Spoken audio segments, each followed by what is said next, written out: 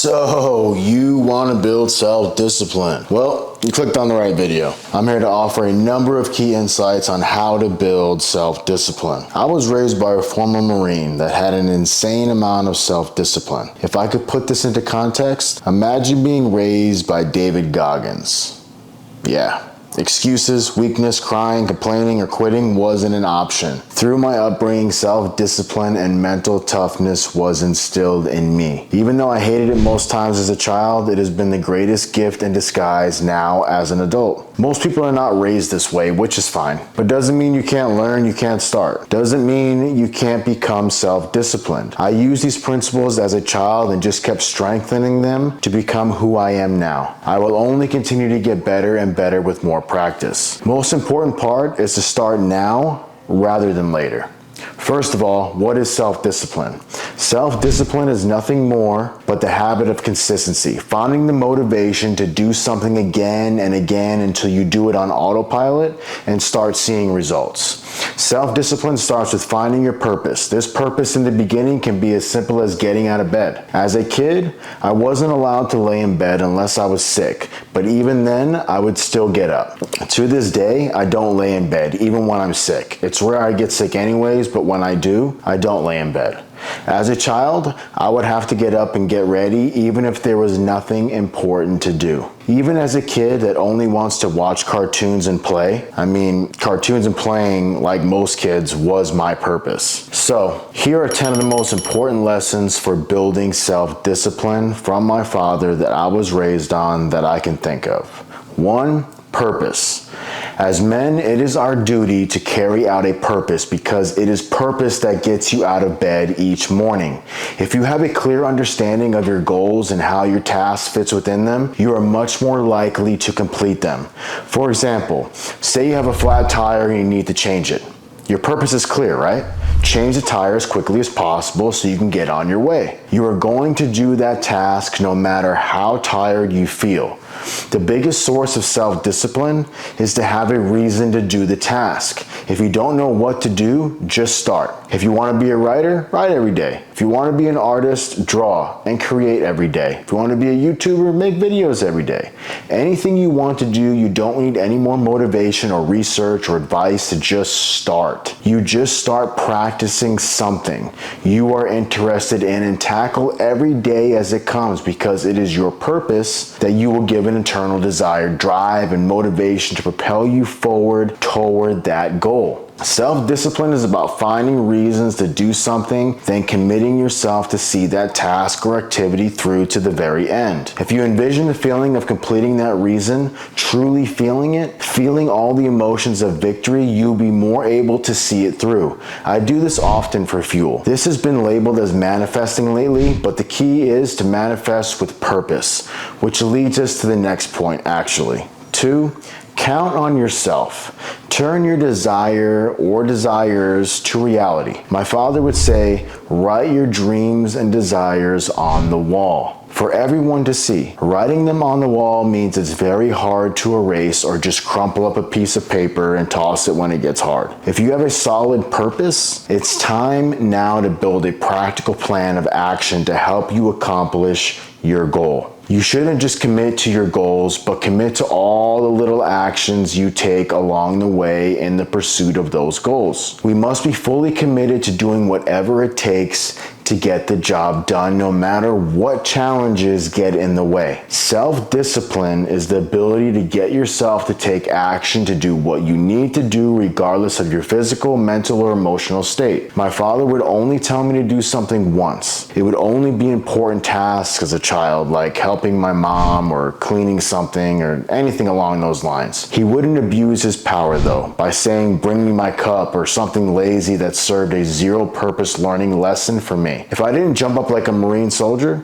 to do what he asked, he would say, I'm only gonna say it once. Whatever it was, it got done. Sounds harsh, but my father was highly respected and wasn't lazy by any means. He led by example, so I always respected his word. Even as he grew older and I grew stronger into this handsome piece of twisted steel and sex appeal, I always respected him. You see, guys, everything you want in your life Everything you want to have, be, and do depends on your ability to get yourself to take the necessary actions to achieve your goals, whether you feel like it or not. This is what he was trying to teach me here. You can start with forming an effective plan of action that is comprised of deadlines for accomplishing your goal. You must also be built on the foundation of mini milestones that break your goal down into manageable chunks. Mini milestones will ensure that you are working toward your desired outcome in small pieces and time blocks. This tactic puts you in the driver's seat. It gives you a sense of control over the tasks and projects that you are working on. What you're ultimately trying to avoid is succumbing to being overwhelmed. Listen, becoming overwhelmed can quickly turn to procrastination, and procrastination can lead to stagnation.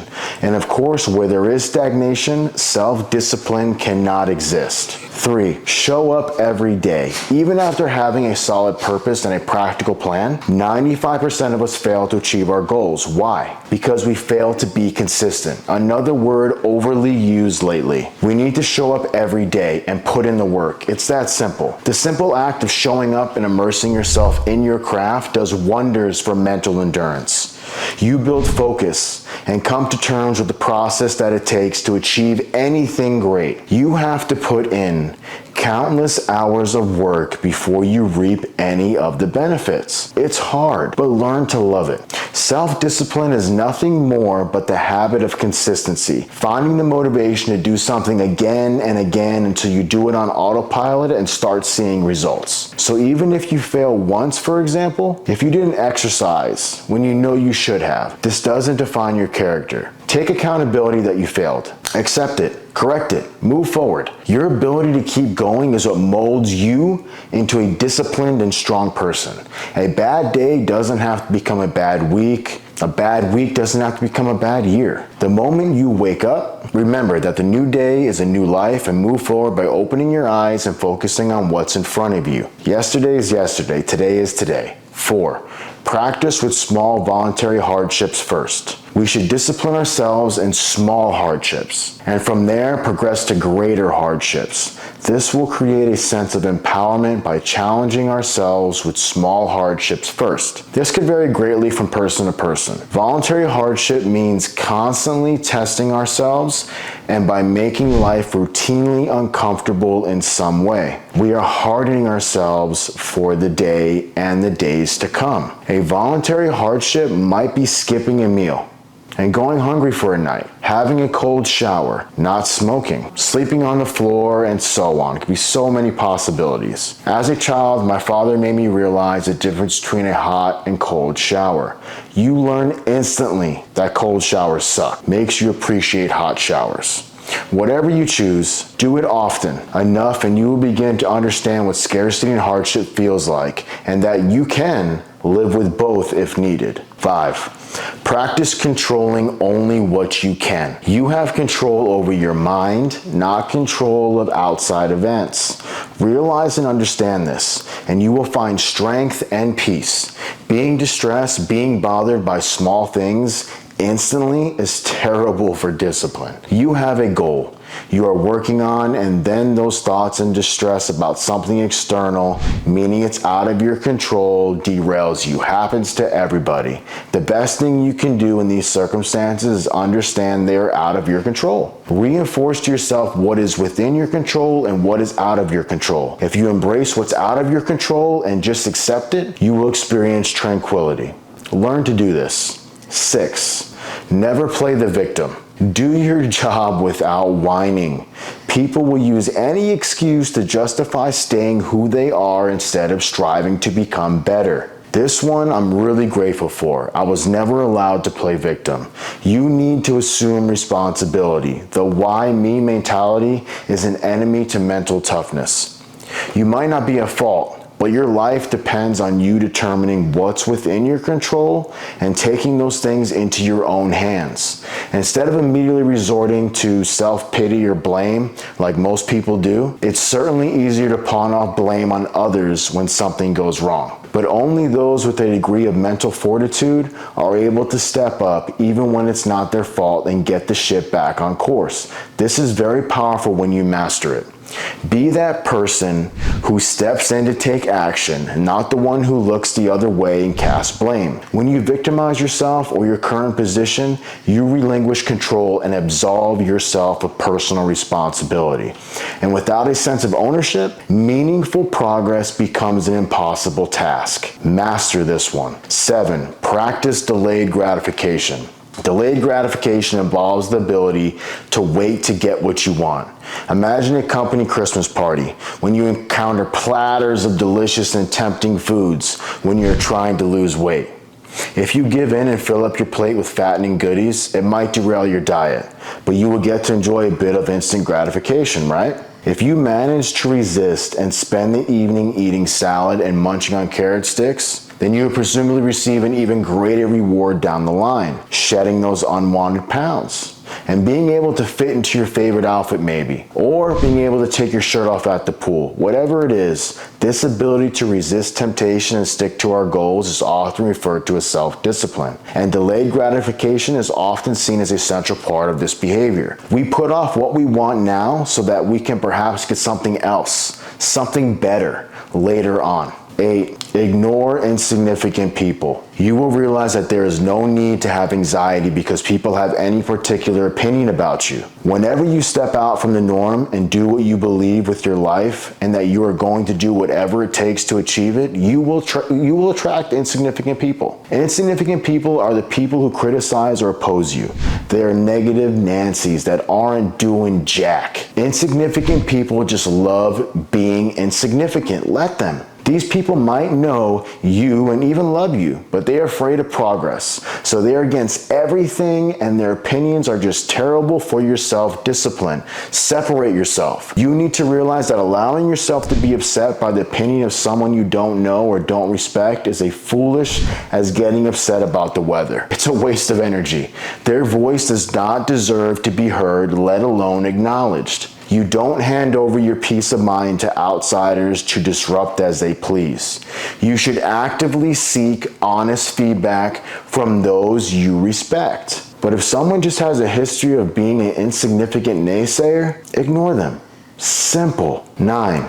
Respect and emulate people smarter than you. Socialize with people of good character in order to model your life on theirs. Whether you choose someone living or someone from the past, studying people from the past or socializing with people with good character that are better allows you to look outward for answers to help strengthen your self-discipline. Ask yourself first, what can I learn from this person that can help me along my journey? Ask them maybe how they followed through specific actions that got them their desired outcome. Then use their experience to help you discipline yourself along your own personal journey. 10.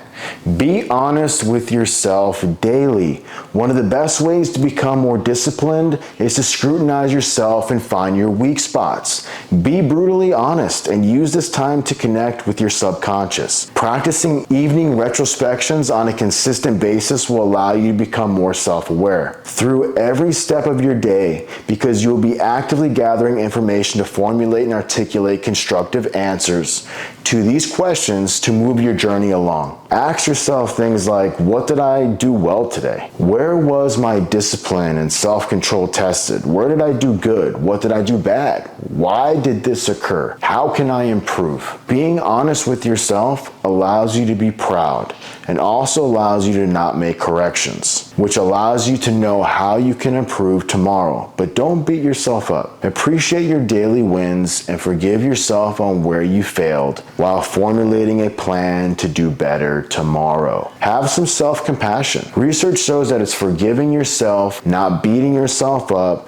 that prevents you from continuing to put things off. And don't just be critical of yourself. Think about what you did well so you can repeat it tomorrow. Be grateful for the good that happened today. So there you have it, guys. 10 lessons on building self-discipline that I was raised on that has helped me tremendously, that you can use to master your life. These principles have the power to transform your life, to make you more self-disciplined at everything you do. They have for me. It's not about being perfect. It's about progress and continuous growth. Take these lessons, tips, whatever you want to call them, and try applying them in your daily life to become more disciplined. Subscribe to the channel if you like the content. Let's continue to learn, grow, and become the best versions of ourselves. Thanks for watching, and until next time.